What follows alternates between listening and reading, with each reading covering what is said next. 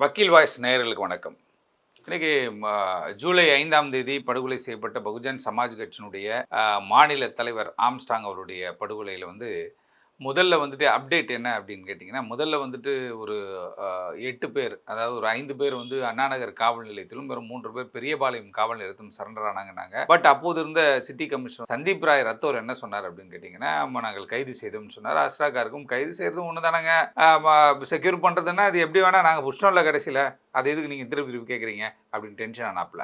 அப்படி இருக்கும் பொழுது என்ன ஆச்சுன்னு கேட்டிங்கன்னா, வித்தின் 3 ஹவர்ஸ் அக்யூஸ்ட் எப்படி சரண்டர் ஆவாங்க அப்படின்னு சொல்லி ஒரு குற்றச்சாட்டு எழுப்பப்பட்டது. அதுக்கப்புறம் கமிஷனர் சிஓபி ஏன் ஸ்பாட்டுக்கு போகல, அடிஷனல் சிஓபி போகிறாரு, இவங்க ஏன் போகல அப்படின்ற மாதிரி, சந்தீப் ராய் ரத்தோர் ஏன் போகல அப்படின்ற மாதிரி இருந்துச்சு.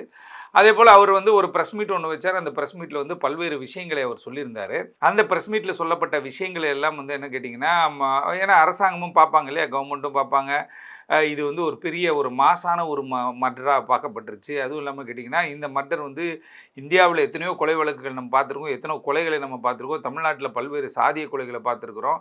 இருந்தாலும் கூட ஒரு ஒரு தேசிய கட்சியுடைய மாநில தலைவர் கொடூரமான முறையில் ஒரு வீட்டு பக்கத்திலே படுகொலை செய்யப்பட்டிருக்கிறார்னும் போது, ஃபஸ்ட்டு பேசிக்கில் இது ஆற்காட்டு சுரேஷ் அவர்கள் படுகொலை செய்யப்பட்டதற்கு படிக்கு படி வாங்குகிற ஒரு விஷயமாக இந்த படுகொலை நடந்துச்சு அப்படின்ட்டு கன்ஃபெஷன் அவங்க கொடுத்ததாக நமக்கு தகவல் தெரிஞ்சுச்சு. ஆனால் அதற்கு பிறகு என்ன ஆச்சுன்னு கேட்டிங்கன்னா, இந்த 8 பேர் கைதோ சரண்டரோ செக்யூரோ ஏதோ ஒன்று பண்ணிட்ட பிறகு மீண்டும் ஒரு 3 பேர் என்ன பண்ணாங்க, காவல்துறை இவங்களுக்கு அடைக்கலம் கொடுத்தாங்க, ஹெல்ப் பண்ணாங்க, வண்டி கொடுத்தாங்க, வண்டி ஓட்டினாங்கன்னு சொல்லி ஒரு 3 பேர் 11 பேர் ஆச்சு. 11 பேரை விசாரிச்சுக்கிட்டே இருக்கிற பொழுது என்ன ஆச்சுன்னு கேட்டால், அந்த வழக்கில் முதல் வெட்டினதாக சொல்லப்படுகிற, ஏற்கனவே 2-3 வழக்குகளில் பெயர் காவல்துறை சேர்த்திருக்கிற திருவேங்கடம் என்கின்ற ஒரு நபர் இந்த டூல்ஸ் எல்லாம் எங்கே வச்சுருக்கேன், ஆயுதங்கள்லாம் எங்கே வச்சுருக்கேன்னு காட்டுறதுக்காக இந்த வெஜிடேரியன் வில்லேஜ் என்ற ஒரு பகுதிக்கு போனதாகவும், அந்த வெஜிடேரியன் வில்லேஜ் பகுதியில் ஒரு ஷீட்டு போட்ட ஒரு தட்டி போட்ட ஒரு இடத்துல அங்கே வச்சுருக்கதாகவும் சொன்னபோது, காவல்துறை ஆய்வாளர் புகாரின்னு நினைக்கிற அவர் பேர், அவர் தலைமையில் போன டீம் அவர் என்ன பண்ணுறாங்க, அங்கேருந்து நாட்டு துப்பாக்கி எடுத்து சுட்டதாகவும், அந்த அந்த தாக்குதலில் தப்பிப்பதற்காக இவங்க திருப்பி சுட்டதில் இறந்து விட்டதாக ஒரு கதையை நம்ம கேள்விப்பட்டோம். அது உண்மையா பொய்யான்றது இறைவனுக்கு தான் வெளிச்சம். இருந்தாலும் கூட அதில் டவுட் இருந்ததுன்னா நம்ம பாதிக்கப்பட்ட நபர், அதாவது இறந்து போன நபர், சுட்டுக் கொல்லப்பட்ட நபர், என்கவுண்டர் செய்யப்பட்ட நபர், திருவேங்கடம் குடும்பத்தார் மனித உரிமை ஆணையமோ நீதிமன்றத்தையோ நாடலாம். அதில் மாற்றுக்கிறது கிடையாது. ஆனால் அந்த துப்பாக்கிச்சூடு சம்பவம் கஸ்டடி எடுத்த ஒரு 5 நாள் கஸ்டடியில் 3வது நாள், நான் 3வது நாள் நடக்குதுன்னு நினைக்கிறேன், வே பேக் ஒரு சண்டேல.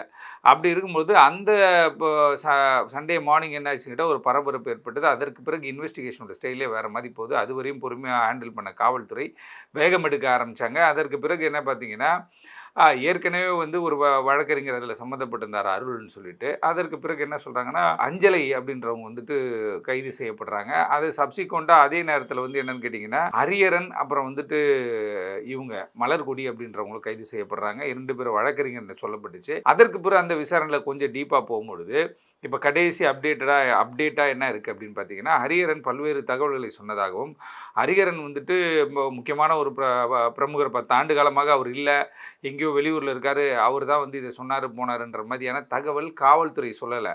பத்திரிகைகள் வாயிலாக வந்தது தான் எல்லோரும் பேசிகிட்டு இருக்காங்க. எப்பவுமே காவல்துறை அதிகாரப்பூர்வமாக சொல்கிற ஒரு சப்ஜெக்ட் தான் நம்ம எடுக்கணும். பத்திரிகைகள் எது வேணால் சொல்லலாம். ஏன்னா பத்திரிகை ஒரு மேகசினோ ஒரு யூடியூப் சேனலோ is not a investigation agency. Agency யார்? காவல்துறை சொல்லணும். அன்னைக்கு சந்தீப் ராய் ரத்தோர் நடத்தின ஒரு ப்ரெஸ் மீட்டுக்கு அப்புறம் பார்த்தீங்கன்னா, அருண் சார் பதவி ஏற்ற பொழுது சிட்டி கமிஷனர் அன்னைக்கு ஒரு ப்ரெஸ் மீட் நடத்துகிறேன். அதுக்கப்புறம் எந்த ப்ரெஸ் மீட்டுமே நடத்தலை. ஏன்னு கேட்டால் ஈச் அண்ட் எவ்ரி டே அவங்க அப்டேட் பண்ண முடியாது. ஆனால் அங்கொன்றும் இங்கொன்றுமாக இந்த செய்திகள் வெளியில் என்னென்னு கேட்டிங்கன்னா, இவ்வளோ பெரிய விஷயங்களை சொல்லிட்டாங்க. இது வரைக்குமே நமக்கு தெரிஞ்சு என்ன கேட்டால், ஃபஸ்ட்டு 8, அதுக்கப்புறம் ஒரு 3-11, அதுக்கப்புறம் ஒரு 3-14, அதுக்கப்புறம் ஒரு 2 பேர் ஹரிஹரன் சொன்னார்னு சொல்லிட்டு என்ன பண்ணால், ஹரிதரன் சொல்லிட்டு ஒருத்தரை கடம்பத்தூர் ஒன்றிய அதிமுக கவுன்சிலர், அவர் அரெஸ்ட் பண்ணுறாங்க. அவர் 15 ஆகுறாரு. அதுக்கப்புறம் என்ன பண்ணாங்க கேட்டிங்கன்னா, சிவகுமார் சொல்லிட்டு ஒருத்தர் 16 ஆகுறாரு. அதுக்கப்புறம் முகிலன் சொல்லிட்டு ஒருத்தர் 17 ஆகுறாரு. அதுக்கப்புறம் பார்த்திங்கன்னா பிரதீப் அப்படின்னு சொல்லிட்டு ஊர்காவல் படையினுடைய முன்னாள் ஊர்காவல் படையில் இருந்த பிரதீப்ன்றவர் அவரும் என்ன கேட்டிங்கன்னா, பக்கவாக நான் தாங்க அங்கே நின்று வந்துட்டார், போயிட்டார், இது காலியாக இருக்குது, நீங்கள் உடனே வாங்க அப்படின்னு சொல்லி தகவல் கொடுத்ததெல்லாம் நான் தான் அப்படின்ற மாதிரியான தகவல்களை அவர் கன்ஃபஸ் பண்ண மாதிரி சொல்லியிருக்காங்க. ஆகவே இந்த வழக்கில் இதுவரையில் சென்னையில் இருக்கக்கூடிய பல்வேறு ரவுடி கும்பல்களுடைய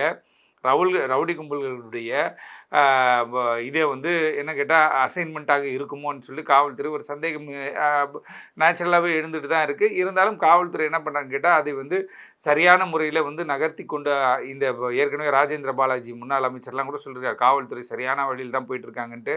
அதனால் காவல்துறையை அவங்களுடைய போக்கில் விட்டுறணும். அதை விட்டுட்டு நேரடியாக வந்து நான் இவர் தான் குற்றவாளி அவர் தான் குற்றவாளின்னு எப்படி வெளியாட்கள் எப்படி சொல்ல முடியும்?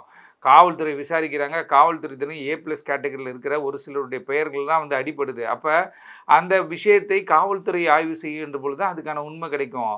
பத்திரிகைகளோ யாரோ ஒருத்தவங்க சொல்கிறத வச்சுட்டு யூகிச்செல்லாம் ஒரு கருத்தை நம்ம சொல்ல முடியாது. ஆகவே வந்து ஒவ்வொருத்தருடைய கன்ஃபெஷன் ஸ்டேட்மெண்ட் ஃப்ரம் த டே 1 5ஆம் தேதி இரவில் இருந்து இன்றைக்கி 28ஆம் தேதி வரையும் வந்து நடைபெற்றிருக்கிற டெவலப்மெண்ட்டெல்லாம் பார்க்கின்ற பொழுது இந்த வழக்கில் வந்துட்டு காவல்துறை ஏற்கனவே சொன்னதாக ஒரு தகவல், காவல்துறை சொன்னதாக தகவல் தான். காவல்துறை ஸ்ட்ரெயிட்டாக மைக் வச்சு அப்பா இவங்கெல்லாம் வந்துட்டாங்கப்பா, அவங்களாம் பிடிச்சிட்டோம்ப்பா, இவங்களை இங்கே வச்சுருக்கப்பான்னு சொல்லலை. ஏன்னா இது காம்ப்ளிகேட்டான ஒரு கேஸு. முதல் வழக்கே சிஓபியாக அருண் சார் அவர்கள் வந்து பொறுப்பேற்றவுடன் முதல் வழக்கே வந்து என்ன கேட்டால் ஒரு சென்சிட்டிவான ஒரு காம்ப்ளிகேட்டட் கேஸ் ஆகிடுச்சு.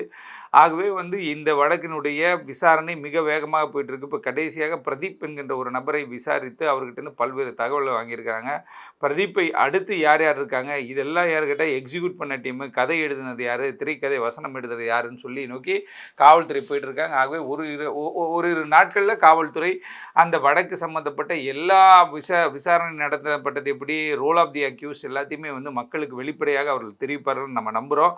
ஆகவே அதுவரை பொறுத்திருப்போம். இந்த கதை கட்டுகிறவர்கள் கதை சொல்லுகிறவர்கள்லாம் விட்டுருங்க. ஃபேக்ட்டு போலீஸ் சொன்னதான் தெரியும். இதெல்லாம் பத்திரிகைகள் ஊடகங்கள் வாயிலாக நம்ம பேசக்கூடிய ஒரு விஷயம்.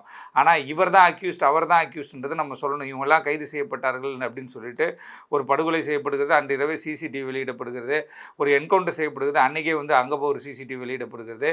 அப்படின்னும் போது சிசிடிவியில் ஒரு முக்கியமான எவிடன்ஸ், அதெல்லாம் ரொம்ப ரகசியமாக காக்கப்படக்கூடிய ஒரு விஷயம். இந்த வழக்கில் 50க்கும் மேற்பட்டவர்கள் வந்து ஒரு நெட்வொர்க் இருக்கும், பெரிய பெரிய தலைகள் இதில் நெட்வொர்க் இருக்கும், தென் மாவட்டத்திலேருந்து யாரோ நெட்வொர்க் இருக்கும், யாரோ விஐபி பணம் கொடுத்தாரு அப்படி இப்படிலாம் சொல்லி கதைகள் எழுதப்படுகிறது. ஆனால் காவல்துறை சொல்லுகிற அந்த ரிப்போர்ட்டு, காவல்துறை வெளியிடுகிற ரிப்போர்ட்டு, ஃபைனல் ரிப்போர்ட்டு தான் இதுக்கு வந்து பக்காவாக வந்து ஒரு முடிவு சொல்ல முடியும். ஆகவே பொறுத்திருப்போம். இந்த வழக்கு எந்த திசையை நோக்கி போகிறது, யார் யாரெல்லாம் இதில் குற்றவாளிகள் என்று ஓரிரு நாட்களில் காவல்துறை அறிவிப்பதற்கான வாய்ப்புகள் நிறைய இருக்குது. அதுவரையும் காத்திருப்போம். ஆம்ஸ்ட்ராங் கொலை வழக்கில் என்ன நடந்து கொண்டிருக்கிறது என்பதை அப்டேட்டாக அடிக்கடி தெரிந்து கொள்வோம். நன்றி, வணக்கம்.